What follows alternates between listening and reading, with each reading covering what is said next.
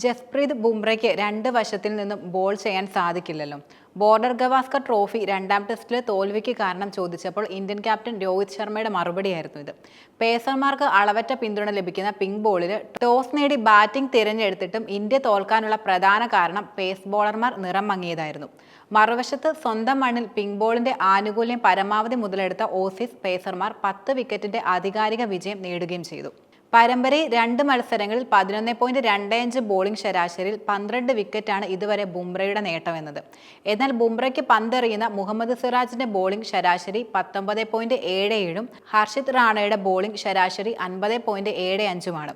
Australian നിരയിൽ പാറ്റ് കമ്മിൻസൺ, Mitchell Starc, Josh Hazlewood എന്നീ 3 പേസർമാരുടെയും bowling ശരാശരി 20-ൽ താഴെയായിരുന്നു. ബുംറ ഒഴികെയുള്ള ഇന്ത്യൻ പേസർ ബോളർമാരുടെ നിലവാര തകർച്ചയാണ് ഇത് സൂചിപ്പിക്കുന്നത്. പേസർമാർക്ക് മികച്ച സ്വിംഗ് നൽകുന്ന പിങ്ക് ബോൾ കാര്യക്ഷമമായി ഉപയോഗപ്പെടുത്തുന്നതിലും ഇന്ത്യൻ പേസർമാർ വളരെയധികം വീഴ്ച വരുത്തി. 13 പിങ്ക് ടെസ്റ്റുകളിൽ നിന്നായി 17.81 ശരാശരിയിൽ 72 വിക്കറ്റ് വീഴ്ത്തിയ മിച്ചൽ സ്റ്റാർക്കായിരുന്നു അഡ്ലൈൻ ടെസ്റ്റ് ഓസീസിന്റെ കുത്തമുന എന്നത്. പിങ്ക് ബോളിനെ സ്വിംഗ് ചെയ്യാനുള്ള സർക്കിന്റെ 1-ാം ഇന്നിംഗ്സിൽ പിങ്ക് ബോളിന്റെ ആനുകൂല്യം മുതലെടുത്ത് 6 വിക്കറ്റ് വീഴ്ത്തിയ സർക്കിന്റെ സ്പെല്ലാണ് മത്സരം ഓസീസിന് അനുകൂലമാക്കിയത്. മറുവശത്ത് ന്യൂ ബോളിൽ ആവശ്യത്തിന് സ്വിംഗ് കണ്ടെത്താൻ ഇന്ത്യൻ പേസർമാർക്ക് കഴിഞ്ഞിട്ടുമില്ല. ബുംറ, സിറാജ് എന്നിവർ ഓസ്ട്രേലിയയെ പരീക്ഷിച്ചപ്പോൾ പന്ത് ജയിക്കാൻ ചുമതലയുണ്ടായിരുന്ന ഹർഷിത് റാണ അതിൽ പരാജയപ്പെടുകയായിരുന്നു. രണ്ടാം ടെസ്റ്റിൽ ഓസ്ട്രേലിയൻ പേസർമാർ എറിഞ്ഞ പന്തുകളിൽ 75%-ലധികം വിക്കറ്റ് ടു വിക്കറ്റായിരുന്നു. 4-ാം സ്റ്റംപ് സാങ്കല്പിക സ്റ്റംപ് ലൈനിലായിരുന്നു. ഇതുമൂലം പന്തുകൾ ലീവ് ചെയ്ത് കളിക്കുന്നതിന് പകരം എല്ലാ പന്തിലും ഷോട്ടിന് ശ്രമിക്കാൻ ഇന്ത്യൻ ബാറ്റർമാർ നിർബന്ധിതരാകുകയായിരുന്നു. വിരാട് കോഹ്ലി, KL രാഹുൽ, രോഹിത് ശർമ്മ തുടങ്ങിയ താരങ്ങളുടെ പുറത്താകൽ ഉദാഹരണമാണിതിന്. മറുവശത്ത് 2 ഇന്നിംഗ്സിലുമായി വിക്കറ്റ് ലൈനിൽ ഇന്ത്യൻ പേസർമാർ എറിഞ്ഞത് 40% പന്തുകൾ മാത്രമായിരുന്നു. അഡ്ലൈൻ ഇന്ത്യൻ ക്യാപ്റ്റൻ രോഹിത് ശർമ്മ ഓപ്പണറായി തന്നെ ബാറ്റ് ചെയ്യണമെന്ന് മുൻ താരങ്ങളായ സുനിൽ ഗവാസ്കറും രവി ശാസ്ത്രിയും പറഞ്ഞിരുന്നു. രോഹിത്തിന്റെ ആക്രമണ ബാറ്റിംഗ് ശൈലിയും അനുഭവ സമ്പത്തും ഓപ്പണിംഗിൽ ഇന്ത്യക്ക് ഗുണകരമാകുമെന്ന് ഇരുവരും പറയുകയും ചെയ്തു. രണ്ടാം ടെസ്റ്റിലെ KL രാഹുലിനായി ഓപ്പണർ സ്ഥാനം വിട്ടു നൽകിയ രോഹിത് 6-ാം നമ്പറിലായിരുന്നു ബാറ്റിംഗിന് ഇറങ്ങിയത്.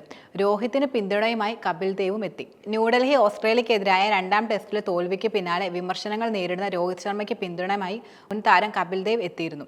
രോഹിത് ശർമ്മയ്ക്ക് ഇനി പ്രത്യേകിച്ചൊന്നും തെളിയിക്കാനില്ല. കഴിഞ്ഞ എത്രയോ വർഷങ്ങളായി ഇന്ത്യൻ ടീമിലെ പ്രധാന താരമാണ് അദ്ദേഹം.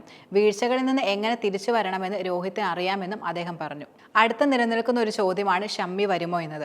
രണ്ടാം ടെസ്റ്റിലും ബുംറ ഒഴികെയുള്ള ഇന്ത്യൻ പേസർമാർ നിറം മങ്ങിയതോടെ മുഹമ്മദ് ഷമ്മിയെ ടീമിലേക്ക് തിരിച്ചു വിളിക്കണമെന്ന ആവശ്യം വളരെയധികം ശക്തമായിരിക്കുകയാണ്.